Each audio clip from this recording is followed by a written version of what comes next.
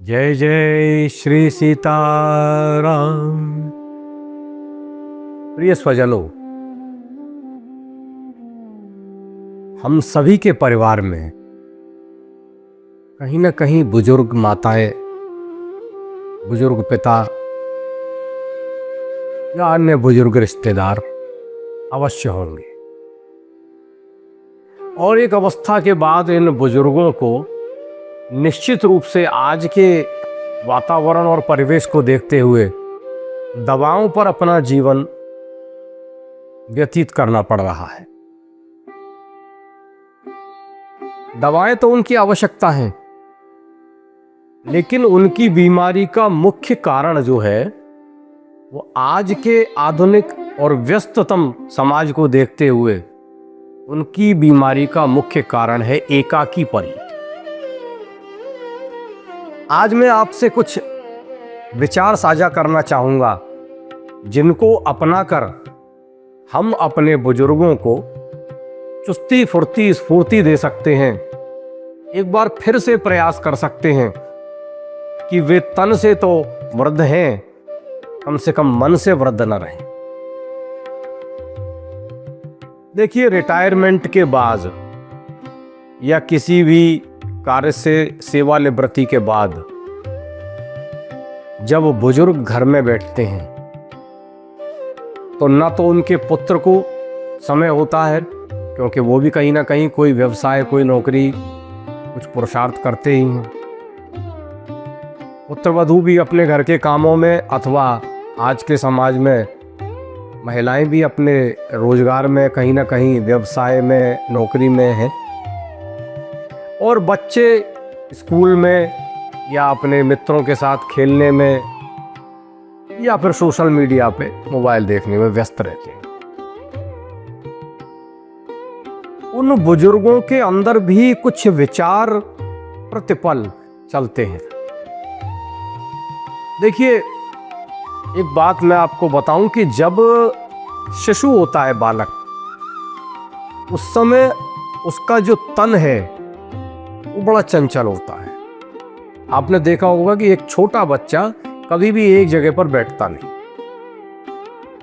जो किशोर अवस्था आती है तो उस समय तर्क शक्ति बहुत प्रबल होती है। हर बात में क्यों, कैसे, ये कैसे होगा, वो कैसे होगा, बड़ी बड़ी कल्पना करना, तर्क शक्ति बहुत हावी रहती है। फिर हम आते हैं युवावस्था की ओर। युवावस्था में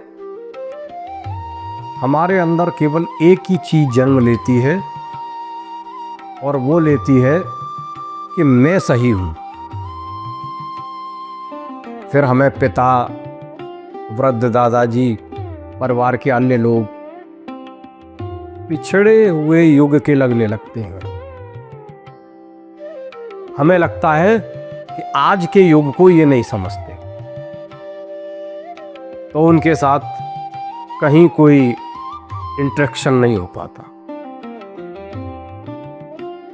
अब जब नौकरी करने लगते हैं तो उसमें इतनी व्यस्तता आ जाती है कि समय ही नहीं मिलता। उस समय पुरुषार्थ हावी रहता है, कर्म शक्ति बहुत प्रबल होती है।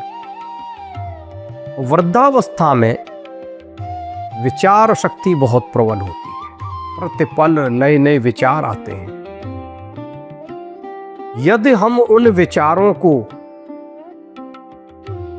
सकारात्मक रूप में ले जाए तो वे विचार परिवार की उन्नति में कहीं ना कहीं सहायक सिद्ध होंगे। लेकिन यदि परिवार ने वृद्ध व्यक्ति को उपेक्षित कर दिया है, एकाकी कर दिया है, तो विचार केवल और केवल नकारात्मक विचार ही आएंगे। नकारात्मक विचार परिवार में समस्याएं लेकर आते हैं। ऐसा व्यक्ति चिड़चिड़ा रहने लगता है, भूलने लगता है, हाथ पैर कमजोर होने लगते हैं, हर बात के लिए दूसरों पर आश्रित होने लगता है, जीवन साथी से झगड़ा होने लगता है। अब यदि ऐसे व्यक्ति के साथ परिवार सामंजस्य स्थापित कर ले, प्रतिदिन पुत्रवधू, उनके पौत्र पौत्रियाँ, उनको समय दें, उनके साथ खेलें, उनके साथ बात करें, उनसे नए नए विचारों का आदान प्रदान करें, नए नए कार्यों के लिए उनसे सलाह मशवरा मांगें, तो उनका जो मन मस्तिष्क है वो स्वस्थ बना रहेगा। उन्हें लगेगा कि आज भी मेरे विचारों की आवश्यकता मेरे परिवार को है, और वो सकारात्मक रूप से अपने आप को ढालने का प्रयास करेंगे। छोटे छोटे घर के काम उनके द्वारा, जैसे कि पौधों, 2-4 गमलों में पौधे लगा दीजिए, यदि पौधे हैं तो अच्छी बात है, नहीं है तो लगाइए। उनकी देखभाल का जिम्मा उनको दीजिए। छोटे बच्चे को कहिए कि ज़्यादा से ज़्यादा अपने दादाजी के साथ खेले, जिससे कि उनका शरीर कुछ गतिविधियों में लिप्त रहे। कभी आप बाजार जा रहे हैं तो उनको अपने साथ लेकर के जाइए, मंदिर जा रहे हैं तो उनको साथ लेकर के जाइए, किसी मंदिर में ले जाके उन्हें 1-2 घंटे वहाँ छोड़िए, पार्क में ले जाके छोड़िए। शारीरिक गतिविधियां उनकी कराते रहिए, मानसिक गतिविधियां कराते रहिए, उनके विचारों को अपने जीवन में आत्मसात कीजिए, उनसे सुझाव मांगिए।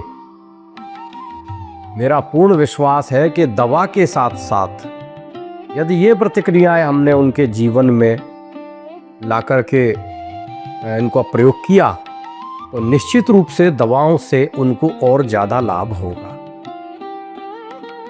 साथ ही मेरा एक निवेदन है उन तमाम बुजुर्गों से, माताओं से, साथियों से, कि दवा के साथ साथ एक माला प्रतिदिन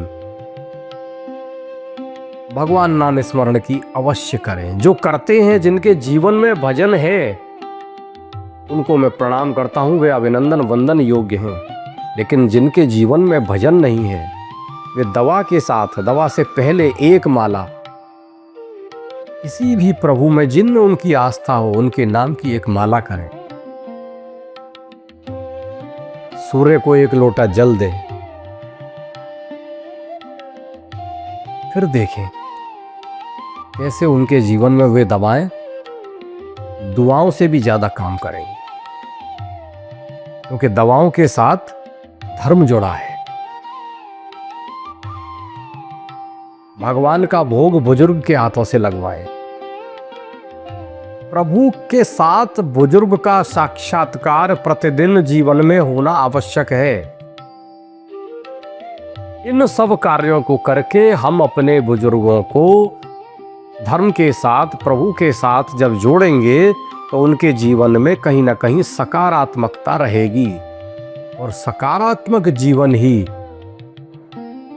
उनके जीवन में शारीरिक और मानसिक संतुष्टि लेकर के आएगा।